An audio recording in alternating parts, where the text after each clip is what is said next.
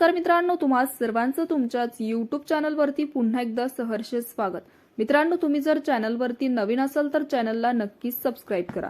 रायगड जिल्ह्यातील खोपोली येथील शिवसेना कार्यकर्ते मंगेश काळुंखे यांच्या क्रूर हत्या प्रकरणी उर्वरित आरोपींना तत्काळ अटक करावी अशी मागणी शिवसेना आमदार महेंद्र थोरवे यांनी पत्रकारांशी संवाद साधताना केली।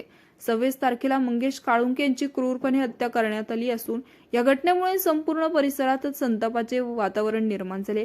यावेळी आमदार थोरवे म्हणाले की या प्रकरणात आतापर्यंत पोलिसांनी 9 आरोपींना अटक केली असून त्यांना 5 तारखेपर्यंत पोलीस कोठडी देण्यात आली आहे। मात्र या कटामध्ये सहभागी असलेले सुधाकर घारे, भरत भगत आणि चव्हाण यांना अद्यापही अटक झालेली नाही। हे तिघे आरोपी अद्यापही फरार आहे। या आरोपींना अटक न झाल्याने पोलिसांवर राष्ट्रवादीकडून कोणत्याही प्रकारचा राजकीय दबाव आहे का असा प्रश्न उपस्थित केला जात आहे। मंगेश काळुंखे यांच्या कुटुंबियांनी दिलेल्या माहितीनुसार बीड जिल्ह्यातील एक गुन्हेगार या हत्या प्रकरणात थेट सहभागी असून तो तिकडे वॉन्टेड असतानाही रवी देवकरांनी त्यांना खास मंगेश काळुंखे यांची हत्या करण्यासाठी खोपोलीत आणल्याचा गंभीर आरोप करण्यात आला। हा बॉडीगार्डही बीड मधलाच असून मंगेश यांच्या हत्येमध्ये त्यांचा सर्वात मोठा सहभाग असल्याचं सांगण्यात येत आहे।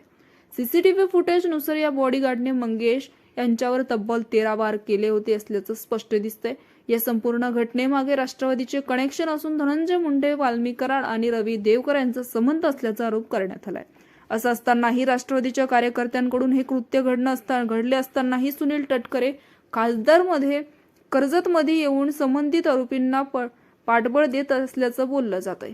तर मित्रांनो, याविषयी तुमचं मत कमेंट बॉक्समध्ये कळवा आणि चॅनलला नक्कीच सबस्क्राइब करा। तूर्तास धन्यवाद।